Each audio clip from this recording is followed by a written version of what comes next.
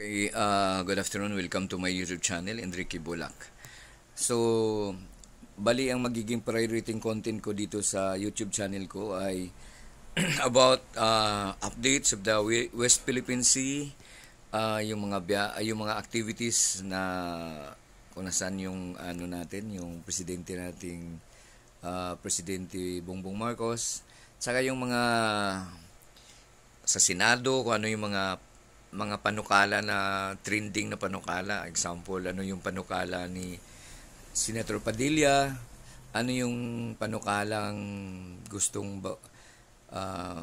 mangyari ng speaker ng kongreso natin, si Congressman Romualdez, no? Yung speaker Romualdez, yung panukala ni Risa Hontiveros na gusto niyang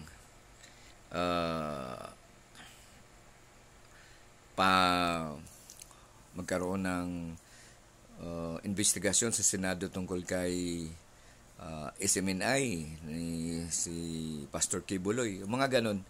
Minsan-minsan lang yung kanta ko at saka yung iba-iba pa na medyo mga showbiz report, no? Pero more on sa ganun ang maging ano ko, okay? So, please watch, abangan ninyo, try to watch my videos because I'll be trying my best to keep you updated with what's happening in our nation, especially especially sa mga bagay-bagay na kailangan nakakaapekto talaga sa ating mga mamamayan. Okay? So please try to watch and I promise you na kadalasan sa makuha niyo dito sa YouTube channel ko ay to keep you updated with what's going on. Yun lang. Bye-bye.